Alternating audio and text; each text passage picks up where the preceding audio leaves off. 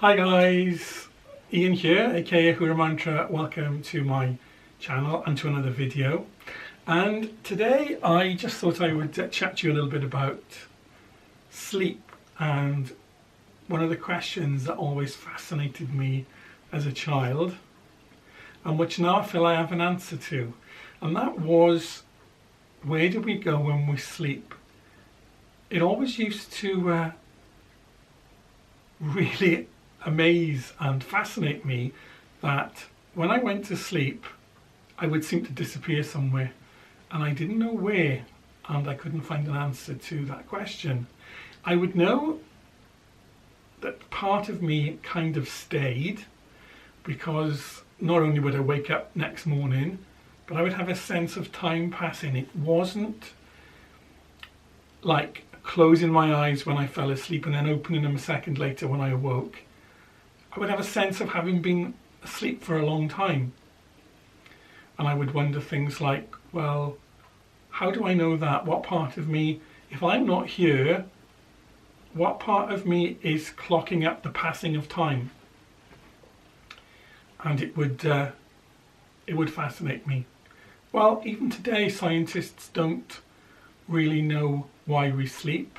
They know the mechanism by which the body sleeps, and they believe that we sleep because we are tired, and because the body needs to rest, and because the mind needs to sift and sort.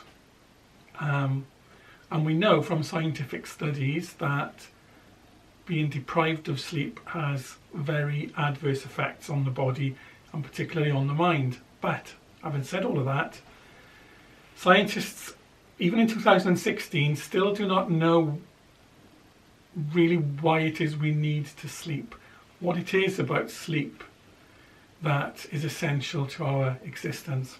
Well, esoteric teachings have an answer to that, and have done for thousands of years, and this is what it is.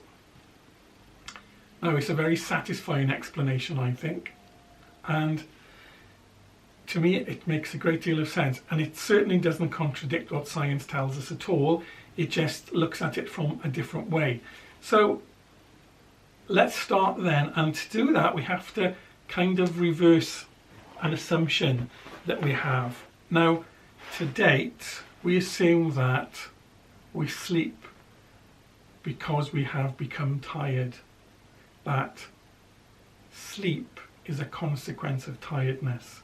But esoteric teaching reverses that, and it teaches us that we become tired because we need to sleep. That tiredness is the result of needing to go into the place, the process, and the experience of sleep. A subtle difference, but it's important. And before we go into our explanation, we also need to look at a very basic overview of the esoteric teaching of what a human being is. And I will have mentioned this briefly in some of my other videos, but I'll need to recap. Excuse me. And in its fullest teaching, the theory is that we have 7 bodies, or 7 categories of beingness, from the highest being the spirit to the lowest being our dense physical bodies. But we won't go into all of that in this video. We'll just look at 4 aspects of ourselves. So we know we have a physical body because we can touch it, we can see it, and it is this physical body that is speaking to you now. Okay? But esoteric theory also tells us that everything that has a physical form has an etheric double, that is an energetic template on which matter organizes itself. That a physical body does not just exist on its own. That the etheric body determines the activity of the molecular bonds, if you like, that holds everything into its shape and into its form. Now, we can see this fairly clearly, I think, when we look at organic life, because when organic life ceases, when the etheric body ceases, the physical body in organic beings quickly returns to its constituent matter through decay. Because of course in physical form, in organic life, which is limited, there comes a point where either the body ceases to be, or is injured, or whatever, but whatever happens, at that point the etheric double, as it's sometimes called, etheric body, disengages from the physical body, and when that happens, the physical body dies and it eventually returns to its component parts. Okay, so everything in physical existence has a template on which it, not only in which it is built, but on which it continues to be. So the etheric double for the human being and for everything else continues as long as physical life continues. So physical body, etheric double, etheric body, and then above that the astral body. Now the astral body is also sometimes termed the soul body, and we'll see why in a minute. I just need to go back a little bit and say that our physical body obviously is what we gain, it is what we use to experience the physical world, and our sensations come in through our senses in our physical bodies. Okay, now the etheric body organizes and keeps the physical body in existence and in manifestation, but the etheric body is not really an information processing body. It holds our form and function together throughout our lives. So the physical body is that contains the senses through which we experience our physical world, but the body which actually experiences emotions, love, hate, that extracts from the process of living those experiences that will form spiritual teaching, which is the purpose of our life, is achieved in the astral body. Because, and I know I'm going a bit off on a tangent here, the purpose of physical life for a spiritual being is to gain experience, that the spirit might evolve, that the individuality which surrounds the spirit, the soul if you like, evolves and becomes fully individuated, because we are spiritual beings experiencing physical existence. So I'm going to be going off. I'm going to be losing my track here, but let's try and go back. So physical body, etheric double, astral body, also known as the soul body, because it is the astral body which communicates with the soul.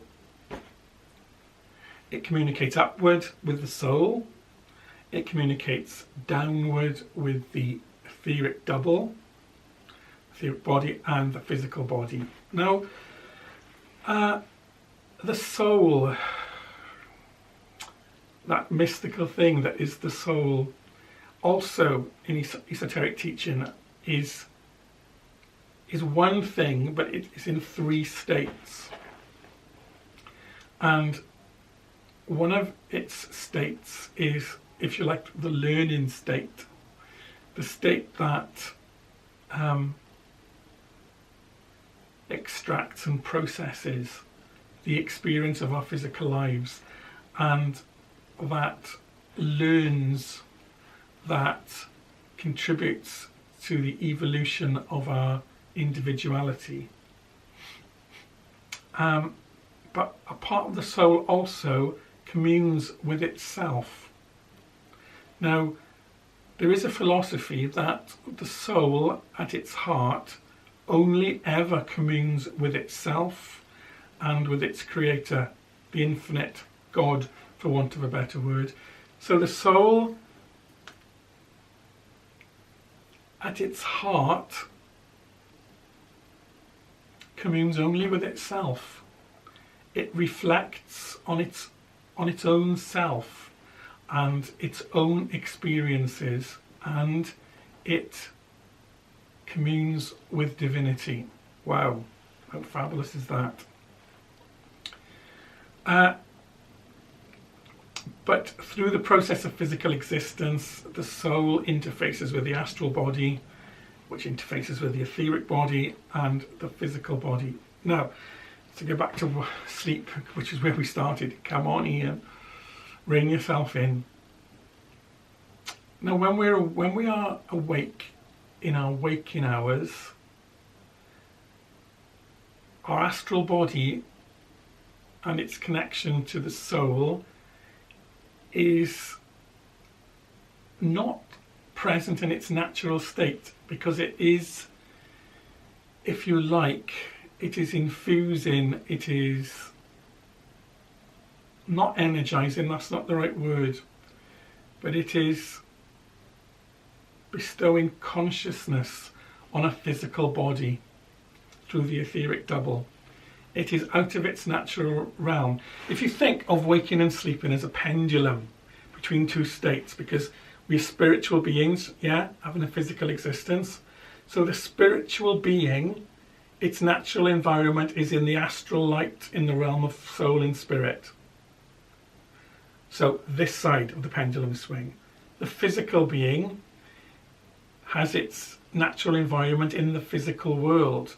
So the physical body and the etheric double, their natural environment is in the physical world, where we learn, where we gain our spiritual evolutionary experience. So when the astral body and the soul is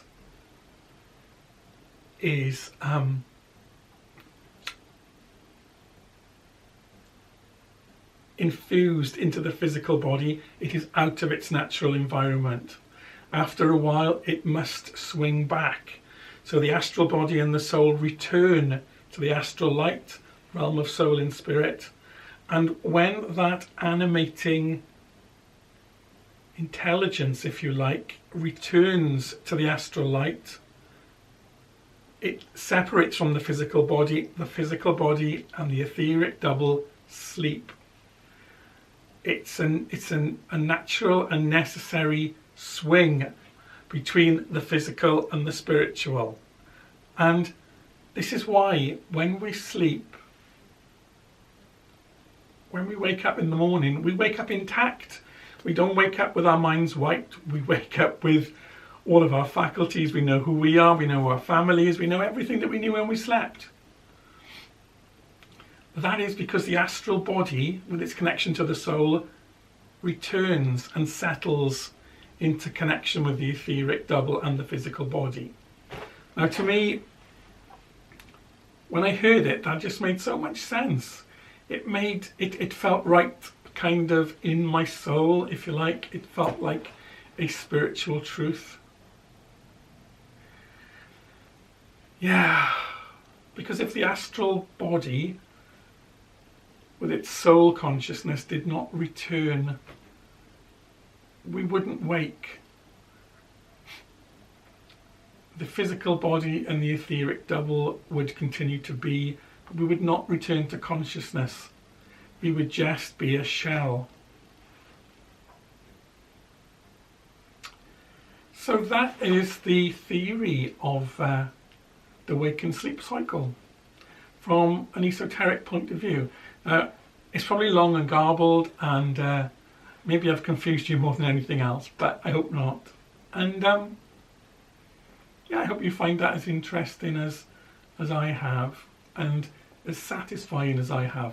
Anyway, I'll end here, and I catch you guys again soon. Thank you for listening, and bye for now.